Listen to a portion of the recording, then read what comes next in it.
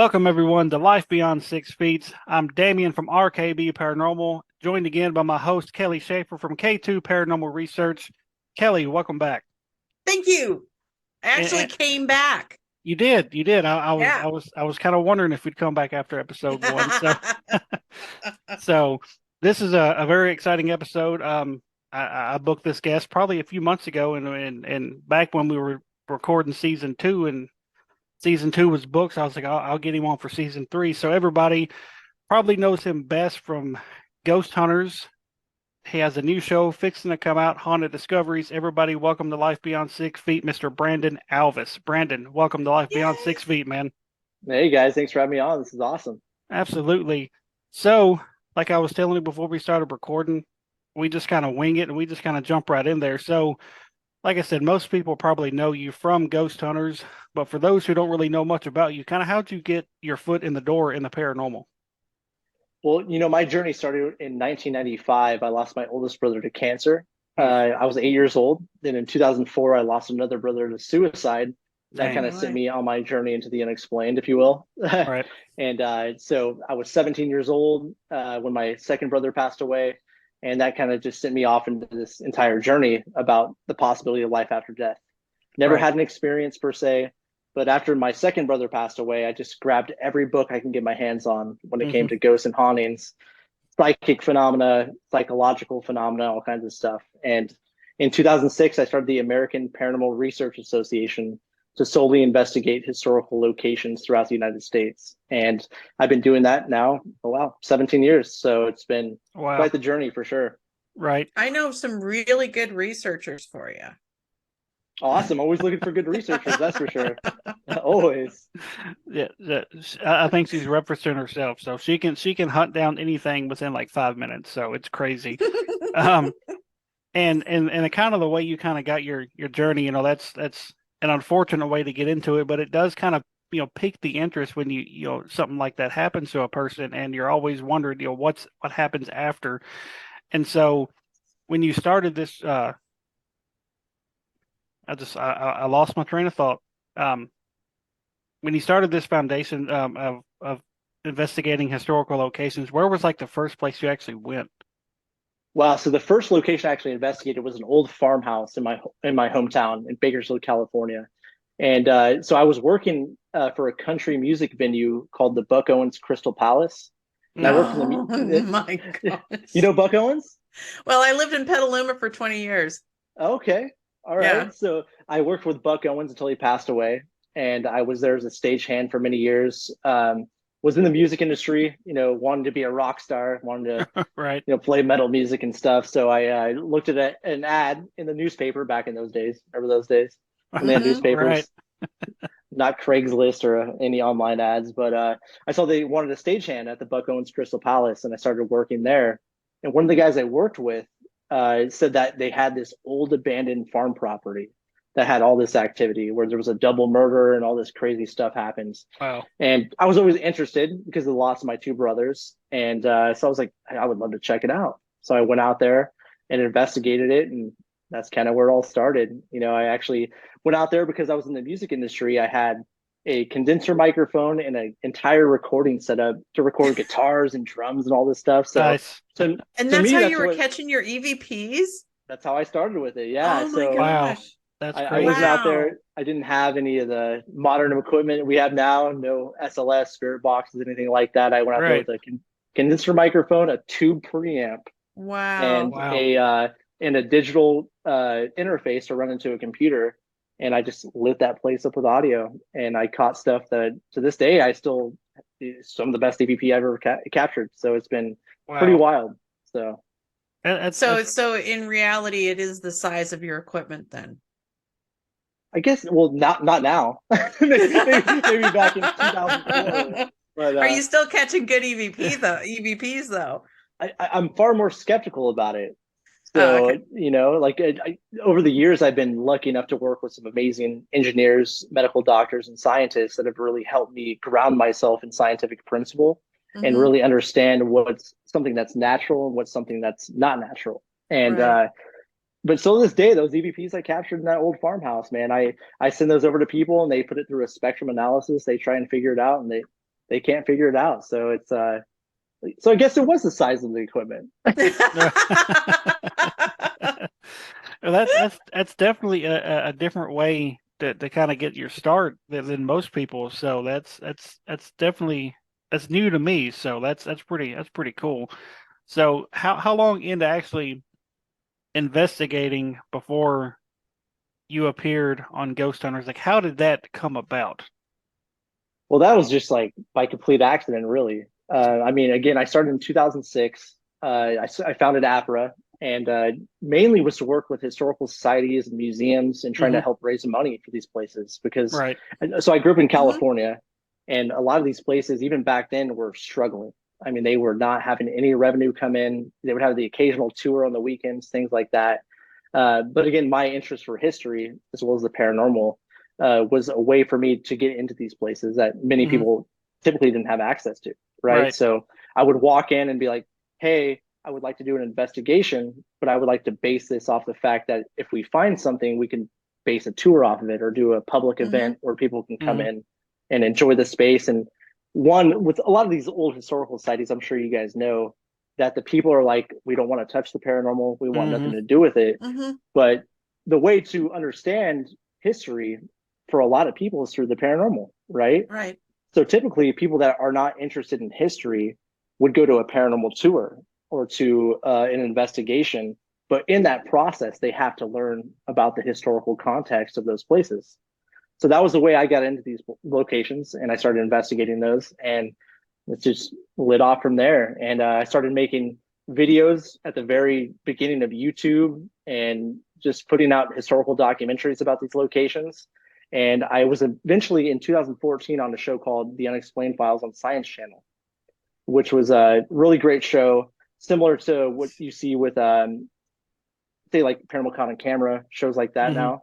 But Right. in Mhm. the early days, where I went in with a world renowned scientist into Preston Castle in Ione, California, and investigated this old boys' penitentiary where we went in to try and find a scientific rationality for some of the unexplainable events happening. So I did that, and then eventually it just rolled into Ghost Hunters years later. So it was never about really being on TV. It was never about being known for the research I did. It was just more about bringing some kind of notoriety to the locations that I was investigating. Awareness. Yeah, Right. awareness, exactly. Awareness. Yeah. And that's where it kind of spiraled into where I am today, which is kind of weird, kind of funny, but it's been a fun ride. Hey, everything happens for a reason, and you've had a hell of a journey, and I have to admit, when Ghost Hunters first came out, like I was into it, but then I was like, man, this is kind of boring, but I was still into it. But it was one of those things back when I was younger when it first came out, like I wanted to see the exciting stuff. And Ghost Hunters wasn't all about that at the time, and Mhm. it's still really not much today either. Mhm. And so I never made it to your episodes, but then when they put everything on Discovery Plus, me and my wife was like, let's watch all the old Ghost Hunters, and we were working our way up, and we was at like season like 8 or 9, and then like all the seasons got took off. And I'm like, I'm like, what the hell happened? It only had like now it only has like season like 15, 16, 17, 18. Like all the previous seasons are gone. Oh, that And, I, sucks. and I'm like, what the hell, man? And so never made it to his episodes. Never got to make it. I think I did see a few episodes when they kind of rebooted it for A&E. I think it was. Mhm. Is that correct? Yeah, yeah, Yeah. Amy, like 2019 to 2021 is when we did the seasons like with Grant Wilson. Is Yeah. when we did that. Now I know I've seen some of those, and those were were pretty interesting. So during your time on Ghost Hunters, what's some of your best memories doing that? Well, it was a great show, man. It was a lot of fun to work on. And first and foremost, Pilgrim Media Group, who produces the show, and Annie were fantastic, man. Like there was never a situation that I was put into where they told me to produce results. You know what I'm saying? Right. You know what I mean? Mhm. A lot of these shows, you have sensationalism. You have a Hmm. lot of, let's be honest, bullshit Right. with, I mean, I Yeah. would say 99% of them. Hmm. And I will say though, with Annie and Pilgrim, they never put me in a position where they were like, "Hey, you need to go in there and make something happen." Right. So that was great. So I mean, that being said, there was a lot of moments that were fantastic. But I would say probably Clifton, Arizona was a really interesting place. I was very lucky to consult one of the medical doctors and also one of the PhDs I work with, a scientific consultant, who handed over a piece of equipment called the EMCCD camera. And this camera is typically used by the scientific community to record single photon events. And Mhm. the reason we brought that in is because, you hear all the time people seeing luminous phenomena, uh, balls of light with their own eyes, Hmm. things like Mhm. that. And this Yeah. camera is very much suited to that kind of thing. Like they use it within NASA to record photons within space. So Nice. I brought that in and we took it to Clifton, Arizona, and we put it into this old boarding house where people claim to see not only balls of light going from one room to another, but also seeing this full bodied apparition walking between the two spaces as well. We set it up in there, and all of a sudden we captured what looks like a huge ball of light, which a lot of people would say is orbs, whatever you want to call Mhm. it. I would Right. call it Orbs. luminous phenomena. Yeah. And it went in the same trajectory, the same pattern as people have been saying for 30 plus years.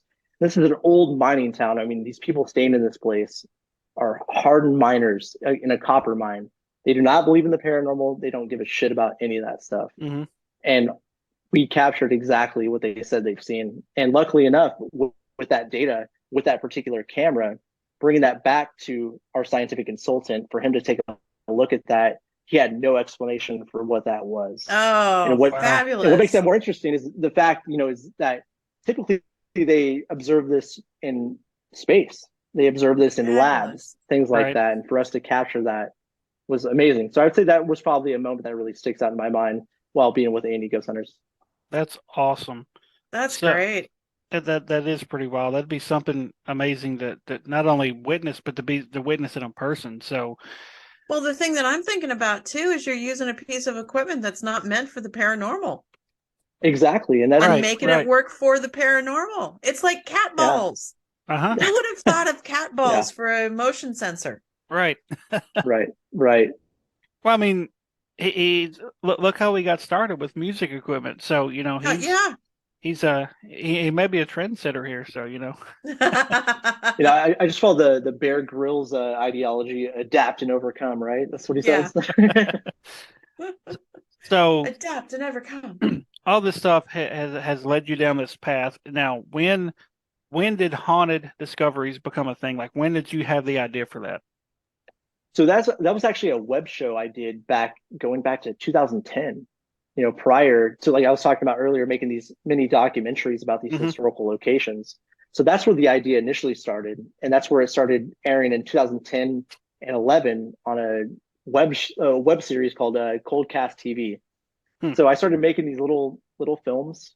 Nothing crazy, I was a kid with a camera, just going Right. around filming the things I was doing, and it started airing on Coldcast TV, and now we're doing it on a larger scale, which has been great. So with this show, it's mainly focused on history and a Hmm. lot of the eyewitness testimony, what people have experienced, but also trying to implement hard science. And we've Right. been lucky enough to have my good friend, one of my best friends, Dr. Harry Clore.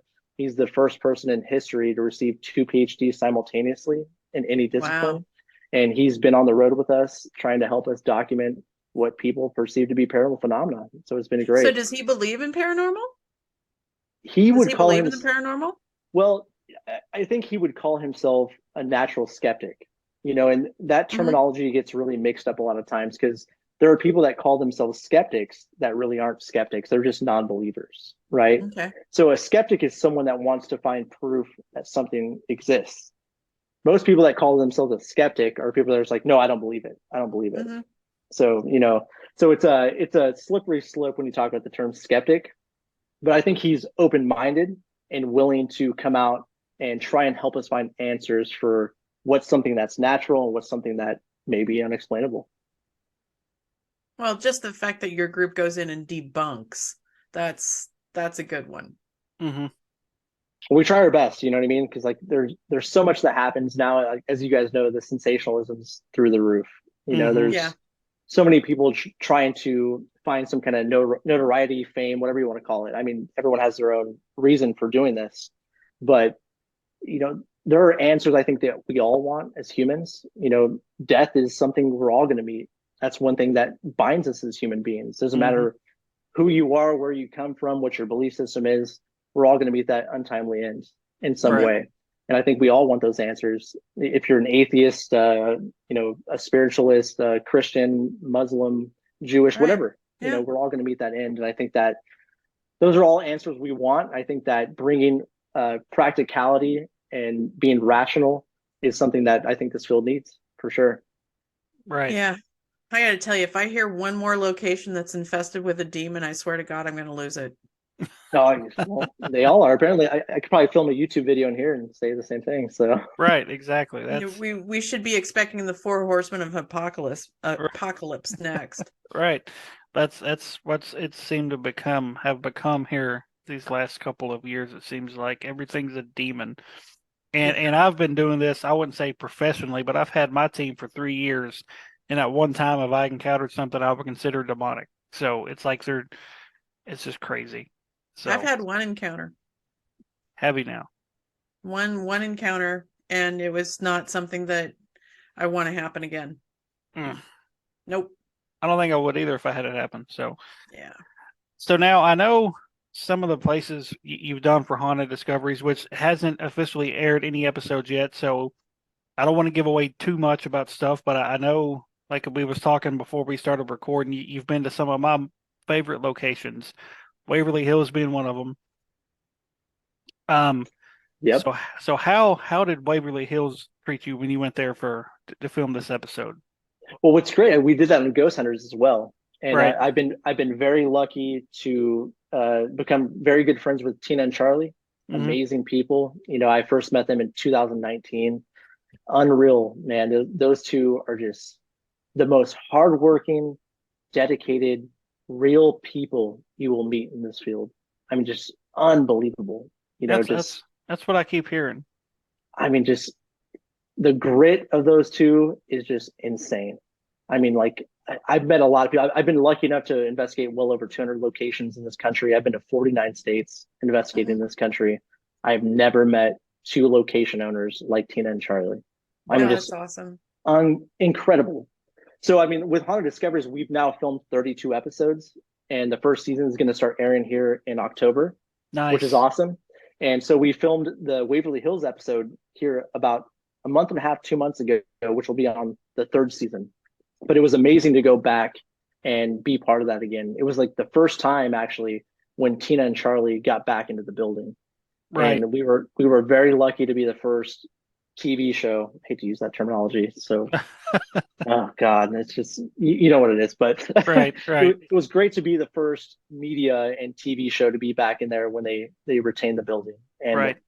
I will tell you what, my experience from 2019 with Ghost Hunters to what we just did in 2023, vastly different. And I'll tell you what, whatever's going on in Waverly Hills was waiting for them to come back. And oh wow, and it Nice. definitely showed itself in a big way. So it That's- was phenomenal. And again, it was amazing to be there with Tina and Charlie. And when they were fighting to get the building back, Mustafa and I both were there, trying to help them fight tooth and nail to get that building back. And we did everything we could to help them, in any way we could. And Right. it's great to see them back. So it's fantastic.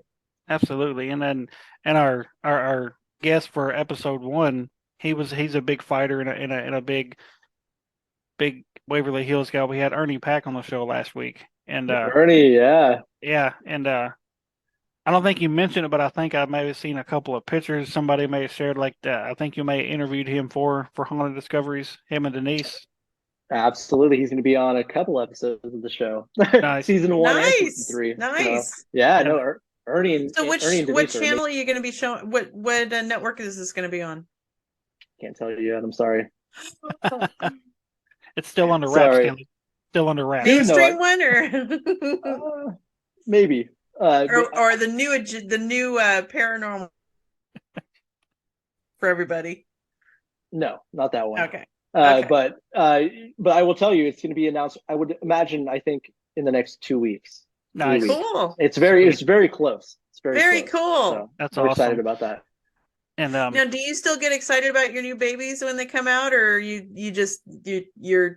so jaded to this that it doesn't matter anymore? Well, with this new series, I directed it, I produced it, and I edited it. so I've seen it so many times that I just want other people to see it. Right. Right.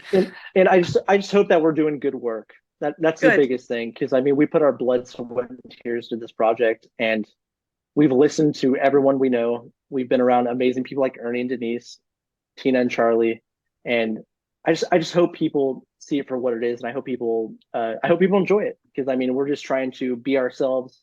We're trying to do new things, and we're trying to do the best work we can. So That's I awesome. I think it's going to be good because, like I said, I personally know a lot of the people you've worked with over these few seasons, not episodes, seasons. Old Stone Jail. I know you filmed an episode there in Franklin, Kentucky. Billy Wilkerson. I've hung out with him a couple times up there and had him. I actually did a live episode with him and his crew from the Old Stone Jail a few months ago, and that place is pretty cool. How did that experience go for you guys up there? oh man, Billy is phenomenal. Like, Billy's going to be on 3 episodes of the Oh Oh, series. wow! wow. Wow! Yeah, Wow! he's going to be on Old Stone Jail episode, obviously, as kind of the curator there, the guy that runs the place. Right. And then we also brought him out to 2 other locations, one in season 2 and one in season 3, where he did some ground penetrating radar for us Nice. in a few locations. And man, Old Stone was amazing, incredible location. Some of the history associated with that place. I mean, the Civil Hmm. War history alone merits something happening there. Right. But Billy is awesome, man. Like, it's so cool to hear like the other people that we work with, and you guys know Right. them. It's really really cool. These are amazing people that Right. deserve a huge spotlight, man. Like these people are just hardworking, Hmm. amazing people that I think a lot of them don't get recognized in the field, which they should. You know, Right. they do great work not only from the historical preservation side of everything, but Hmm. they just do good work. You know. Right. And they Well, don't. the Old Stone Jail's just sitting there right next to the Historical Society. Hmm.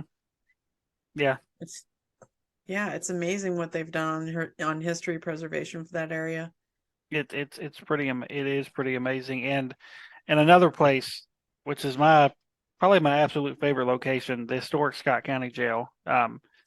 I know people listening to the show is probably tired of hearing me talk about the historic Scott County Jail, but it's hard not to talk about when it's just such an amazing place, not only from a paranormal standpoint, but from the history standpoint as well. So how did your time at the Scott County Jail when you filmed there? How did that place go for you guys?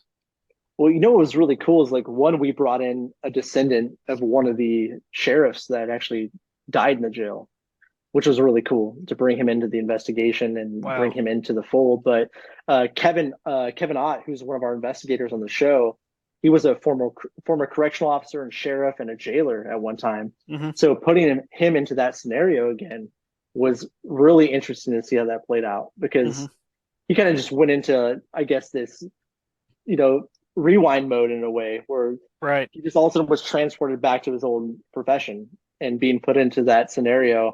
We had some really interesting things happen, especially those the cells on the second floor, you know, Uh-huh. the top, or actually third floor. I'll take that back, Yeah. where he had some really cool stuff happen. He had some of the original keys, which I'm sure you've seen at Hmm. Scott County, and we gave him those, and he kind of was a living trigger object in a way.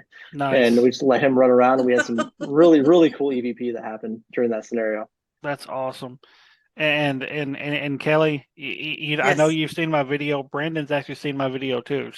You're kidding. Oh my goodness, that's awesome. That is so awesome. So it's like I said, that place There's got holds. to be a time that you get to experience the scream in person. That's all I have to say, Brandon.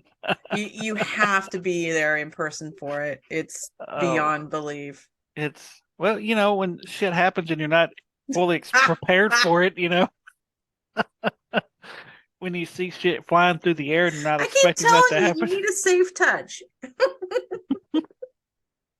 People have safe words. You need a safe touch. You need a place where people can touch you that you just don't go 3 feet off the ground screaming.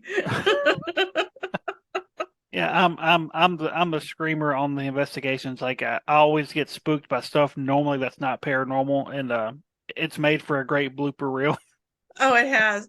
It's just freaky. I don't like, I mean, I don't want to scare you so bad when you're like doing the ST session. You got the blindfold on and the muffs and everything, and I gotta, it's like, go get him out. And I'm like, no, you do it. Well, see, what was funny about that is right before you guys snapped me out of it, like I was getting emotional, like I was literally like tearing up from like stuff that was coming through, and then you scared the hell out of me. So, so how many seasons do you plan on having? You said you've done 3 seasons so far. Are you still filming, or are you just kind of taking a break right now? So actually, right now I'm editing the third season, so 12 episodes I'm actually working on right now. Oof, So the first two have been bought by a network, nice. one that shall not be named at the moment. But so season one will air in October, and we'll see what happens after the third. You know, could keep going. We'll see. That's very cool. Congratulations. It's very, very exciting, man. So now, when you go to these locations to film for stuff like this, how do you go about doing that? You just say, "Hey, I want to come film from a show," or how do you go about doing that? So we base everything we do off of the historical records, right? So instead of going to a place because it's rumored to be haunted per se, we try and do historical research and background work, find what we call the elements of a haunting. Hmm. So we base that specifically off of historical context to where we believe there's a specific event or multiple events that would lead to paranormal phenomena or what some would perceive to be paranormal phenomena. So it's not necessarily about the big, well-known locations. We have done some of those Hmm. within the show, but it's mainly about specific events that we think could lead to phenomena and could lead to what many call a haunting. Right. And And have you guys made a list of what those definitions are yet? Yeah, actually, Mustafa and I released a book called Elements of a Haunting, and yeah, we that was actually last year. It was published by Llewellyn Worldwide, and in Oh stores yeah, I everywhere. saw Yeah, that.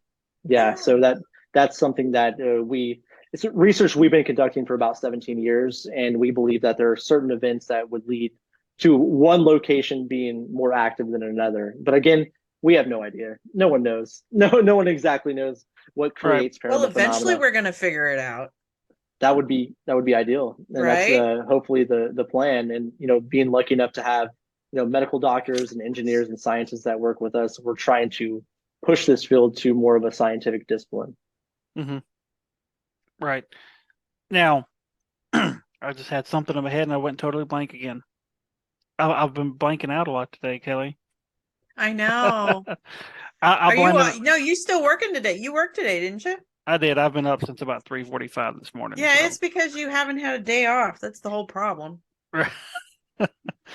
but Me, I'm blanking out because I'm on a paranormal hangover. right. Now, while you're finishing editing up season three and you get that done, what do you have planned while you're releasing your season? You just gonna kind of hang out for a while, or you just gonna what's the plans right now? Continue the research, man. Always, keep chugging along, finding out what's exactly happening. Because I mean, once we go and film in a location, that could have been 6 months to a year ago.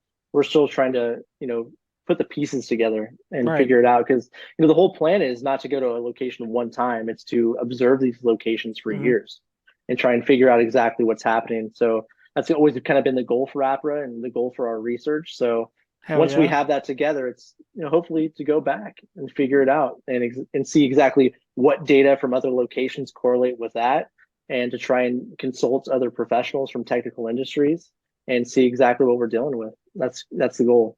Hell yeah. Now, That's awesome. you mentioned a minute ago that you've been to 49 different states. What's the one state you haven't investigated in? I guess now I'm just curious. Yeah, Hawaii. me too. That was going to be my guess. Hawaii or Alaska was going to be my guess. Been to Alaska. We went to Alaska on Ghost Hunters, and we did a incredible case there. They sent us to Alaska in February. Great job. That was fun. Oh, Uh, lovely. Nice. Not only they sent us to Alaska, they sent us to one of the most remote places in Alaska where they filmed the TV show Gold Rush, Uh-huh. the Klondike. That's where they sent us in February. It was Brr. awesome. Of Oh, course, that I'd probably love it. Ooh, if you like the cold, I negative love degrees, cold. oh, I don't then know you what should I'm go. doing You in Tennessee. No, wait, I do. would love it. Go check it out. I keep telling people I should go live in Nova Scotia. Oh, you can keep the cold, Kelly. I don't like it. Okay, I'll keep the cold. Now, you've been to all these amazing locations over the years. What would be like your top three favorite locations you've been to? Ooh, that's tough. Would definitely say probably RMS Queen Mary's up there. Nice. Not in any particular order, but I'll give you three locations. I would say RMS Queen Mary, Fort Stanton, New Mexico. Oh man, then the third one's gonna be tough. Probably McConaughey Estate in California as well. So I think two of those would be in California. Nice, nice. Now, is there any places you haven't investigated yet that you really want to? Oh yeah, I would say that the Tower of London is like probably Oh, that'd number be one on my awesome. list. That'd Yeah, be Oh wild. yeah. That'd that's be definitely wild. got the elements of a haunting. You know what I mean? We're talking hundreds and hundreds of years Mm-hmm. of just not only bad history, which I mean, we're not always looking for bad history, obviously, but I mean, it has that emotional aspect to it where you have families, ripped apart. You have Mhm. love, you have tragedy, you have everything there. I think the Tower of London would probably be one of those for sure. That would be cool. That would be cool as hell. Oh my goodness. Just yeah, that would be crazy. Just thinking about that is just wild. So, Just investigating in England would be wild. and I boy, mean, that's centuries and centuries and centuries of history. exactly. There's how can you even pick out who's haunting someplace when it's centuries of history? Right, You're talking millions of people that could be. That's awesome. right. Now, I know you're a big debunker and you try to figure out, scientific explanations for stuff, but I know there has to be times where you've had the hell scared out of you, right? Not too many. Not too No, not many. too many. Wow. No, I wouldn't say Wow. so. No, again, I'm not a skeptic per se, and I'm not a believer. You know what I mean? I'm like, there are many days where I'll go completely believing that there's something happening that's Hmm. supernatural. And there'll be days that I just absolutely don't believe anything. So I always find myself in that middle ground. But I haven't been scared too many times. I always feel like I have some kind of a rational thought within these locations, but there has been data that we've collected that I have, provided to people far smarter than myself or anyone I know Right, that would say, I don't know what the hell that is. That's right, spooky. And that's the moments I think that are scarier than being in the moment per se.